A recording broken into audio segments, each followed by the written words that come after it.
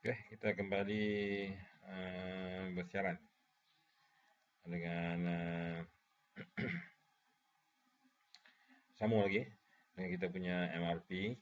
Tapi sekarang ni kita akan masuk kepada kaedah yang seterusnya, iaitu POQ ataupun Periodic Order Quantity. Period P E R I O E. Period. Contohnya kan 2 minggu sekali, 2 minggu sekali, 3 minggu sekali. Kita order. Okay, bergantung pada keadaan.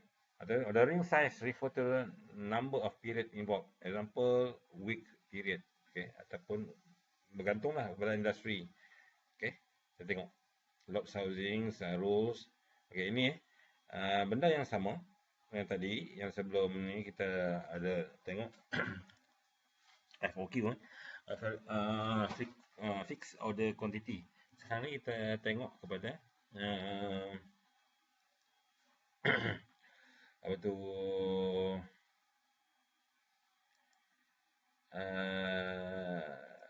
periodic order quantity. Kita tengok maklumat-maklumat yang bagi. Ini sama lah, item C tadi sama, sheet assembly sama. Sekarang kita tengok lot size dia, P3. P3 maknanya dia akan tengok minggu pertama 1, minggu kedua, sampai minggu ketiga. Dia combine ketiga-tiga ni. Satu contoh contoh lagi. Dan lead time dia sama maknanya mengambil masa 2 minggu untuk setiap kali order diplacekan, diletakkan order. Okey. Ini adalah maklumat ini adalah sama sebelum ni, 120, 150, 120 untuk minggu keempat. Dan juga ini sama, maknanya sebelum ni kita dah order, kita akan terima 230 pieces pada minggu yang pertama. Dan on hand inventory kita ada 37. Okey. Kita tengok Kita tengok apa dia. POQ lot size equal to gross requirement for weeks 4, 5, 6. Nanti dia akan ambil contohlah 4, 5, 6, 3 ni dia tambah 120 tambah ni tambah 150. Maknanya dia akan ada 270. Tolak inventory in weeks 3. Dia tolak inventory ni. Dekat sini dia ada berapa. Okey. Itu dia punya contoh lah. Okey, kita tengok Dia kata sekarang ni kalau kita tengok sebelum ni punya keadaan,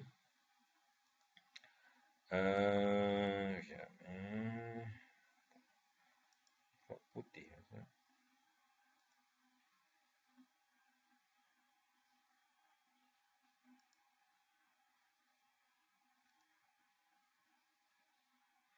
untuk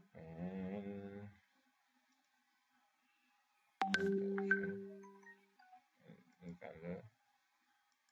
Okey. Tengok dia 120 tambah 0 tambah 5. Sekarang ni kalau ikut kita punya schedule sekarang, 150 kita kena keluarkan. Okey. Dan kita terima 230. Sebelum ni sama ini sama. Sebelum ni pertama. Kita terima 230. Lepas tu kita dalam tangan kita adalah 237. Jadi ini tambah ini, okey. Ini tambah ini tolak 150. 37 tambah 23 tolak 150 akan dapat balance balance dia. Sekarang ni kita dah buat, dah keluarkan dalam ni, mana balance dalam tangan kita ada 117. Minggu kedua pun 117 kerana tidak ada production. Minggu ketiga pun 117.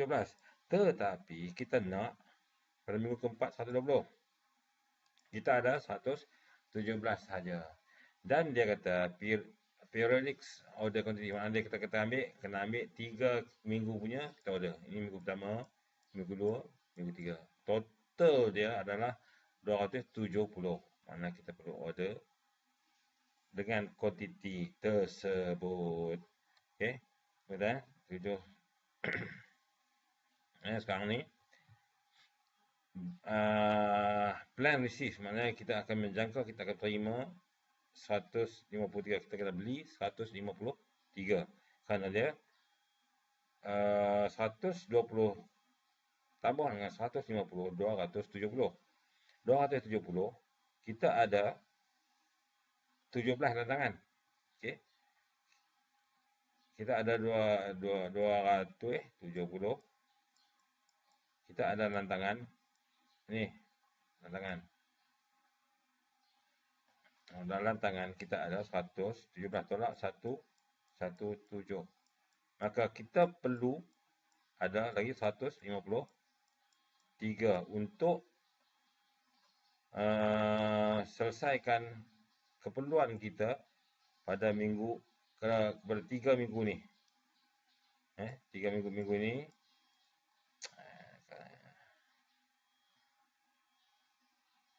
apa dia?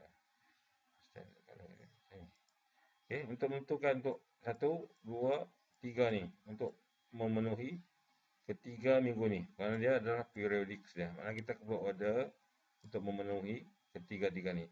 Jadi 153 ni kita kena order. Kita kena perlu sampai kat sini.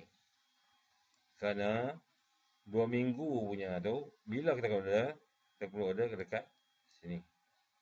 Dia order kat sini, baru dia dapat datang 153 pieces dekat sini. Okey, kita perlu order 153 pieces je. Nanti dia akan jadi kosong kat sini lah. Okey. Jadi ni 150. Ni sini pun 150. Kemudian ni 150. Sini akan kosong. Tapi kat sini kita memerlukan pada minggu ke-7 kita memerlukan 120. Maksudnya kita plan receive sekarang ni 7, dia kata tengah 8 lah. Mungkin kat sini tak ada kot. Okey. Dia perlu order, kita perlu terima 120 pada minggu yang ke-7. Kemudian bila kita berorder 2 minggu sebelum. Okey, mudah Okey. Itu adalah periodic order quantity. Macam ni lah, ini dia punya result dia. Ini result dia, periodic order quantity. Dan kita bagi kepada kaedah yang seterusnya, itu lot for lot rules. Maksudnya kita order mengikut lot. Mana berapa kita kurang, kita order banyak tu. Okey. Lot sizing rules. Okey.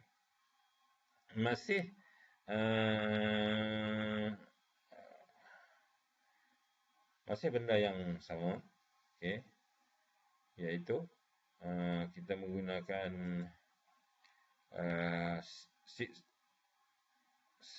sub-assembly dan kita tengok lot dia adalah L for L, lot for lot. Dan jangka masa untuk terima barang juga adalah pada 2 minggu. Okey. Ini sama kaedah sekarang ni 20, 230, ini sama sebelum ni lah. Sekarang ni kita shortage sini adalah kita shortage 3 pieces. Kita shortage 3 pieces, kita boleh order 3 pieces. Dia akan datang ke sini. Plan receive dia akan datang ke sini 3 pieces. Tapi bila kita nak order? Okey, buat proses. Dan kita tengok 2 minggu, maknanya kita perlu order dekat sini, place order. Okey, place order 3. Okey, sama. Sampai sini pun akan jadi kosong. Sampai kat sini kita memerlukan 150. Kita order 150. Dia kita jangkakan dia akan sampai sini 150. Kita perlu order 150 kat sini. Okey. Okey. Ya, 150. Kemudian minggu berikutnya pun juga kita perlu 120. Mana kini perlu 120. Ini 120. Mudah. Mana sekarang ni jika kita menggunakan kaedah lot sizing rule atau lot for lot, maka secara automatiknya dalam on hand kita akan jadi kosong. Biasa tak ada simpanan dalam stok lah. Kita order mengikut kuantiti yang kita perlukan sahaja. Okey. Itu adalah lot for lot. Ini adalah contoh bagaimana kita nak menyelesaikan lot for lot tadi. Okey, kita tengok safety stock. Mana kita ada safety stock. Contohnya lah ini on hand. Tapi kita sepatutnya kita ada lagi simpanan untuk kes-kes kecemasan. Okey, ni fixed order quantity. Dia ada lot sizing 230 sekali order. Lead time dia 2 minggu. Tapi dia kena ada sentiasa kena ada 80. Ni sama ini dia akan ada 100 100 110 117 157. Dia akan ada perlu ada extra 80. Contohnya sebelum ni kalau kat sini kalau log for log yang atas ni sebelum ni okey berapa log for log ni log for log fix order quantity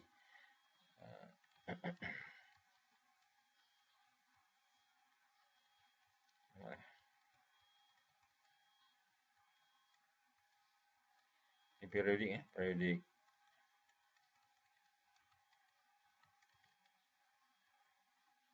Okey.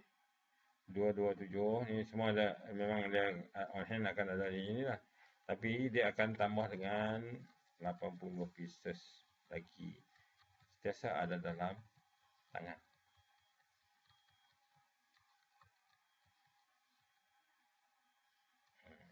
Ya. Dia akan sentiasa ada dalam tangan. 80, 270, 200, 300, 70, 377. Itulah dia punya ni. Awal ni kita tengok. Okey, kita tengok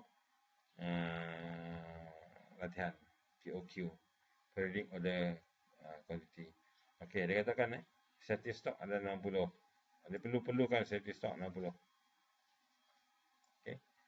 POQ dia POQ periodic order dia setiap 2 minggu. Dia akan tengok minggu pertama, minggu ni, atau minggu ni lah, atau minggu ni bergantunglah ini kedua. Okey, ni sebelum ni sama. Sebelum ni sama. Mana? Okey, sebelum ni sama juga kita ni. Sampai ke sini, kita sebenarnya kalau ikut kita punya sebelum ni kita minus 3, kita kurang 3. Tapi kita kurang 3, kita kena ini dia pasal 2 minggu ini tambah ini. Hanya apa tu? On hand akan ada 60. Dia kata apa? 60. Kerana dia apa pun dia kena ada dalam tangan, kena ada 60 extra. Tapi sekarang ni 2 minggu lah, 2 minggu ni 2 ni lah. Mana dia sini perlukan 3. Minggu ni tak, ni kosong. Mana kita perlu order 60 tambah 3. 60 adalah untuk safety stock. 60 tambah 3. Jadi kita perlu order 63 dan 2 minggu sini lah. Okey. Nextnya ni kena tetap 60 akan ada sini. Okey, sampai pada waktu sini 150 memandangkan kita perlu 2 benda ni. 150 tambah dengan 120 jadi 280. 270. Maaf. 270. Karena kita perlu order, kita perlu terima sini 270. Kita perlu terima. Dan kita perlu order 2 minggu sebelum. Kali ini kita akan terima 270 tambah 270 tolak dengan 150. Kita akan ada 120 tambah dengan 60. Jadi sini akan ada 180. Karena ini 120 tambah dengan 60. Dia ada kat sini. Sini pun akan ada 60. Sebenarnya sini 180. 180 sini tolak 180 tolak 180 360. Sentiasa kena ada 60 sini. Itu yang dinamakan safety stock. Okey, frequent fixed order quantity exercise. Okey, ini keadaan yang berbeza bagaimana ini sama tapi dia lot sizing adalah 100. Ini dan on hand ni. Kita expected kita akan terima 200 kat sini. Okey, kalau 200 kat sini, kita ada 37 kat sini. Maknanya 200 tambah 37, 237 tolak 150. Jadi balance dia berapa? 87 kat sini. 200 tambah 37 tolak 150, maka kat sini adalah 87. Kat sini pun akan jadi 87 kerana tidak ada production. Sini pun ada 87 kerana tidak ada production. Di sini, untuk minggu keempat, kita perlukan 320. Kita ada 87. Jadi kita kekurangan hampir 200 lebih lah. Berapa? Tolak lah. 320 tolak 87. 200 lebih. Tetapi, sekali order 100. Kita memerlukan 200 lebih. Mana kita tak boleh order 2 lot. Kita perlu order 3 lot. 300. Mana 300 akan sampai. 3 lot 3 lot. 1 lot 100. 2 100 masih tak cukup. Kerana kita memerlukan berapa? 320 tolak 87. 200 lebih. 200 lebih. Mana sekarang ni, kita order 1 lot tak cukup. Kita order 2 lot pun tak cukup. Kita kena order 3 lot. Maka 3 lot 300 dan 2 minggu. Ini. Kita kena order di sini. Kita akan terima kat sini 300. Okey. 300 tambah dengan 87. Tolak 320. Maka balance dia adalah ini. 300 tambah 87. Tolak 320. Dia punya. Ini adalah dia punya balance. Okey. Maksudnya minggu ke-5 pun juga kita akan ada 67 juga. Tetapi minggu ke-6 kita memerlukan 150. Kita ada cuma 67. Maknanya kita memerlukan lebih, kita memerlukan hampir 100. Memandangkan kita satu lot order 100, jadi kita order lah satu lot saja 100. Bila kita boleh order 2 minggu sebelum, okey, 100 tambah 67 tolak 150, balance kita ada adalah 17 sahaja. Datang minggu ke-7, kita memerlukan 120. Tapi kita ada 70 sahaja, 17 sahaja. Jadi kalau kita order 17, kalau kita order satu lot 100, kita akan ada 117. Masih kurang 3. Jadi kita perlu order 2 lot. Ini 2 lot. Bila kita perlu order, ini. 200 tambah 17, tolak 120, maka dia punya jawapannya adalah, dalam stok kita adalah 97. Ini dalam on hand 97. Itu kaedah dia jika lot dia tak mencukupi apa yang kita nak order. Itu sebagai latihan kita fix order quantity. Okey, kita tengok MRP output. Okey, ini dia punya MRP lah. Okey. Tapi yang kita perlu tengok, ini bill of material sebelum ni lah sama seat, mari kita perlukan satu seat, H perlu 1, cushion perlu 1, J ni perlu 4. Lagi kita tengok bagaimana kita nak pecahkan dia. Ini satu MRP, bawah ni satu lagi MRP, sini satu MRP, ini satu MRP.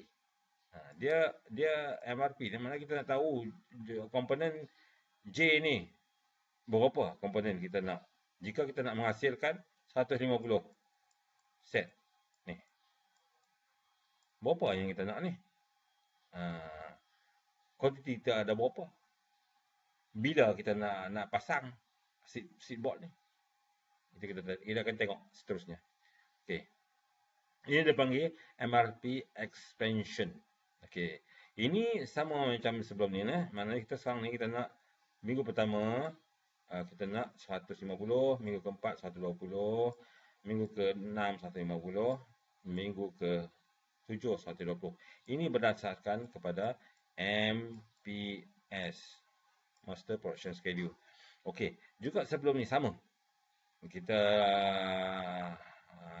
merancang kita akan terima 230 pada minggu pertama dalam stok ni. Okey, ini adalah kita punya menggunakan fixed order quantity. Okey, lot size 230. Sekali order 230, 230. Okey, ini yang kita dah buat, maknanya kita perlu order kat sini. Dia akan terima sini, order sini untuk memenuhi permintaan. Okey, sekarang ni dia kalau kita awak tengok sini, ini assembly ini satu. Bawah dia, ni ada lagi ni.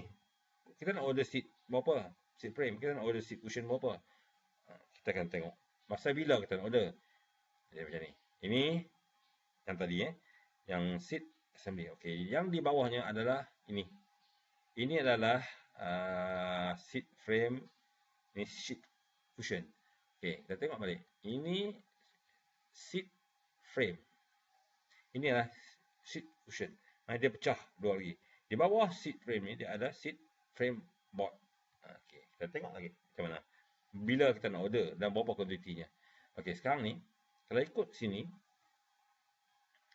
kita plan order 230 pada minggu yang kedua dan juga pada minggu yang kelima kita perlu order 230 lagi kerana untuk mencukupkan kuantiti kat sini. Okey, kalau kita tengok kita punya tu product tree tadi, kuantiti sini satu. Satu pieces memerlukan satu pieces.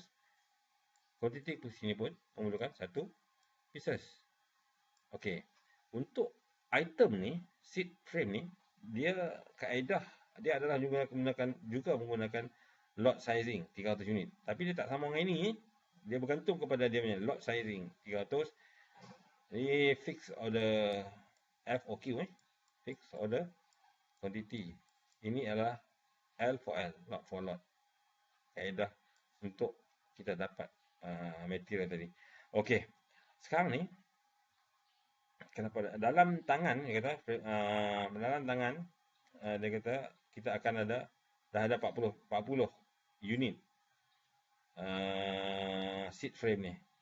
Dan pada minggu yang kedua kita menjangkakan kita akan terima 300 unit minggu kedua. Sementara bagi seat cushion ni semua kosong.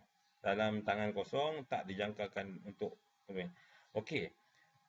Sekarang ni kalau ikut product structure, kita kena hasilkan ini ataupun kita terima dari 230. Jadi, sini kita perlu berapa? Untuk siapkan 230 ni. Kita perlu berapa pieces seat cushion untuk siapkan 230 ni. Bila kita perlu dapat seat frame ni untuk memenuhi permintaan ni?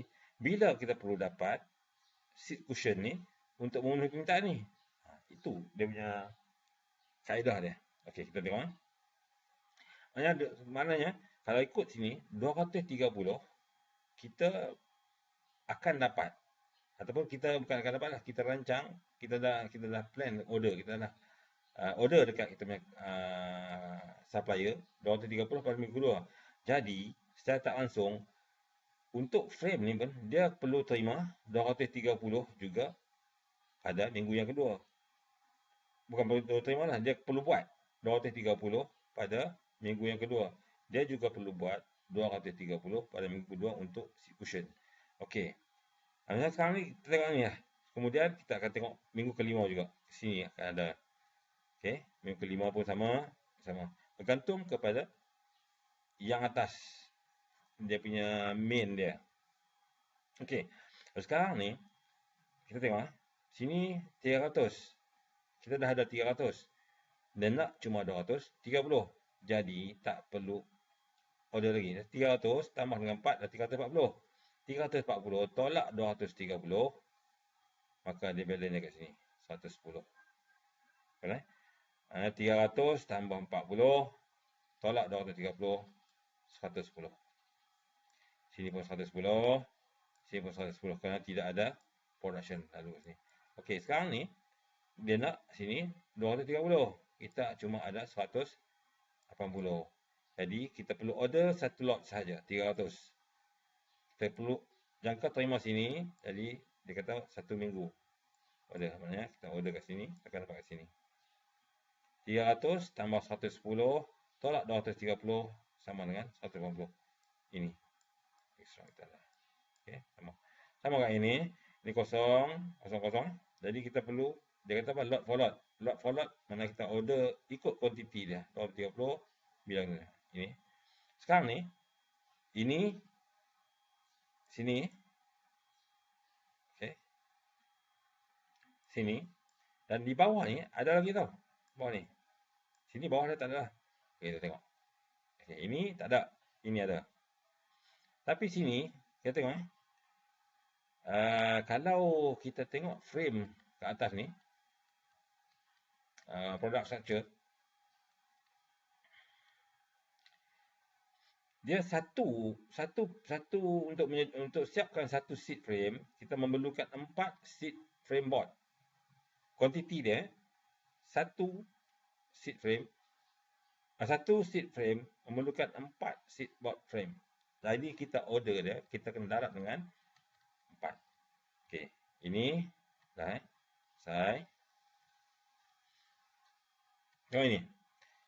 Sekarang ni dia akan perlu keluarkan dia perlu order ataupun dia order adalah pada minggu yang ke-4. Maka sini pun perlu order pada minggu yang ke-4. Jadi kuantitinya berapa?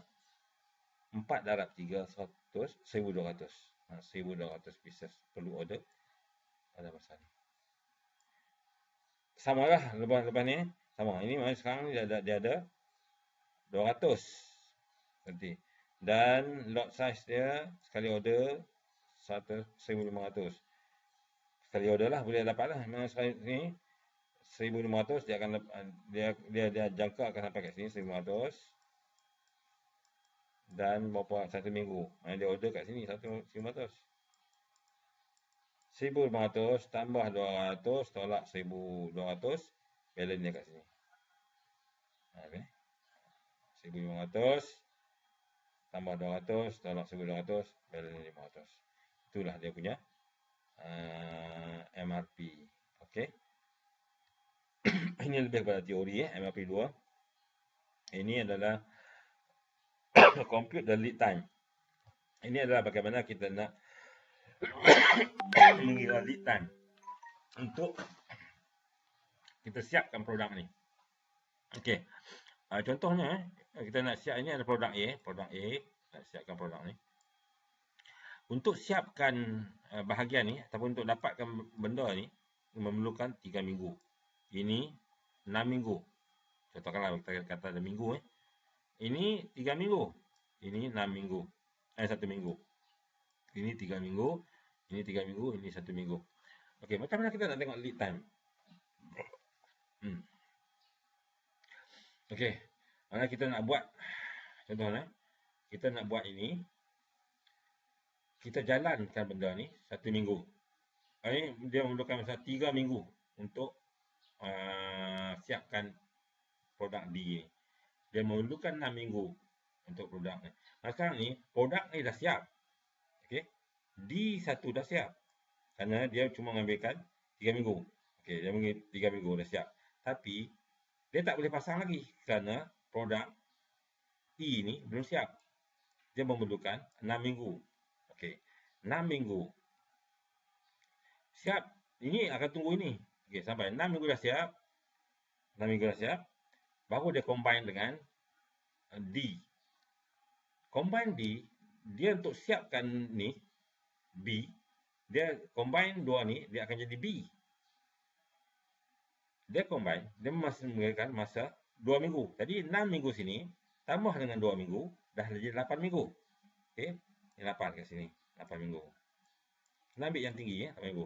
Okey, sekarang ni kita tengok B ni, dia combine dengan C, dia akan jadi A. Tapi B combine dengan C, untuk jadi A, dia mengambil masa 1 minggu. Maka 8 minggu tambah ni 9 minggu. Okay. Ini kita tengok bahagian ni saja. Kita perlu tengok bahagian ini juga. Okey, kita tengok dari bawah. Okey. G ni dia masih mengambil masa 3 minggu. 3 minggu. 3 minggu dia buat, dia combine dengan F 1 minggu, maka 3 minggu, 3 tambah 1 Jadi ini 4 minggu. Okey. 4 minggu, ini mengambil masa 3 minggu saja. Bagaimananya 4 minggu ini siap, ini pun dah siap. Dia menunggu ini. Okey, sekarang 3 minggu, ya, 3 minggu tambah 1 minggu, 4 minggu. 4 minggu, F1 dia join dengan D1 akan dapat C. Tapi dia mengambil masa 3 minggu. Maka tambah lagi 3 minggu. C join ataupun dia combine dengan B, dia akan jadi dia akan jadi A. Mengambil masa 1 minggu. 1 minggu. Jadi 3, 6, 7, 8. Ini adalah 8 minggu. Maka untuk siap